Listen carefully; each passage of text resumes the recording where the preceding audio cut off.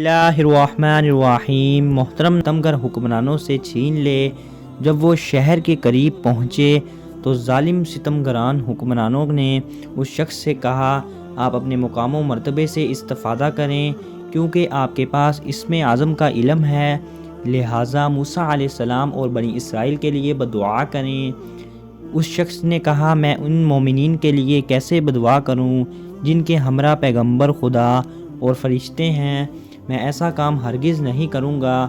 وہ لوگ دوبارہ میرے پاس آئے اور بددعا کا تقاضا کیا، وہ نہ مانا۔ آخرکار ان لوگوں نے بلند آواز سے بیوی کو ذریعے بلایا۔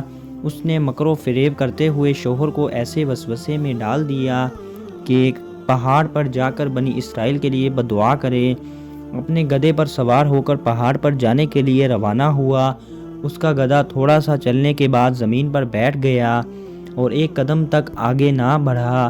بھلا ہم نیچے اترے اور ہم گدھے کو بہت مارا۔ گدھا تھوڑا سا چلنے کے بعد پھر بیٹھ گیا۔ گدھا اذن خدا سے بولا اور بلند سے کہا، اے بلند، تمہارے اوپر افسوس، تم کہاں جا رہے ہو؟ کیا تجھے معلوم نہیں ہے کہ آگے بڑھنے سے فرشتے مجھے روک رہے ہیں؟ لیکن اس کے باوجود اس شخص نے اپنے ارادے سے منحرف نہ ہوا۔ اس نے گدھے کو چھوڑا اور پیدل پہاڑ پر چڑھ گیا۔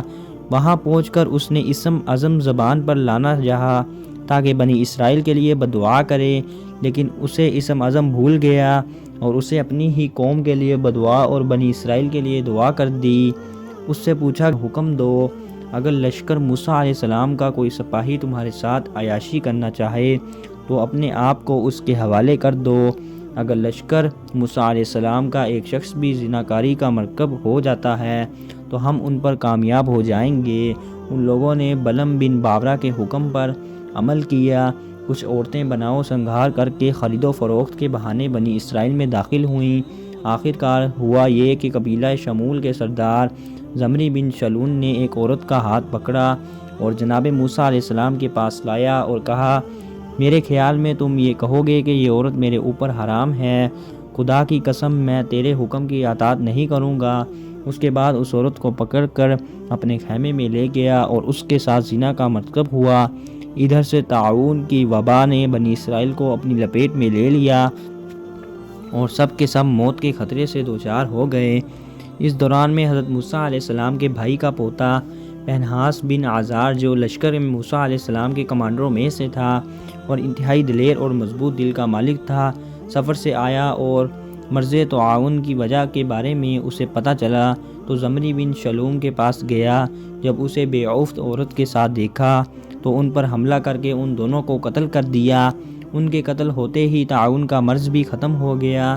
البتہ اسی مرض نے لشکر موسیٰ علیہ السلام کے 20,000 اور کچھ روایات کے مطابق 9,000 افراد کو موت کی نیند سلا دیا۔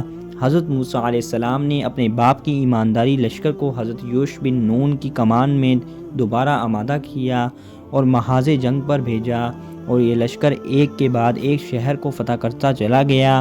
اللہ تعالیٰ نے بلعم بن باورہ کے واقعے کی طرف قرآن کی سورہ اعراف آیت نمبر 176 میں اس طرح اشارہ کیا ہے، اگر ہم چاہتے تو اسے انہی آیتوں کے سبب بلند کر دیتے، لیکن وہ خود زمین کی طرف جھک گیا۔ اس نے خواہشات کی پیروی اختیار کر لی تو اب اس کی مثال کتے جیسی ہے کہ اس پر حملہ کرو تو بھی وہ زبان نکال لیتا ہے اور چھوڑ دو تو بھی وہ زبان نکال رہے ہیں، اور یہ اس قوم کی مثال ہے جس نے یہاں تباہ کر دیتے ہیں۔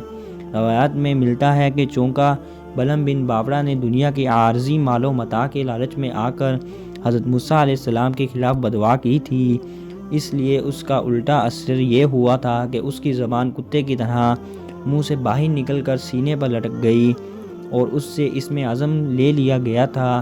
اگر آپ کو ہماری ویڈیو اچھی لگی ہے تو ویڈیو کو لائک کریں اور اس چینل کو سبسکرائب کریں۔ اللہ حافظ۔ اللہ آپ کا حامی و ناصر رہے۔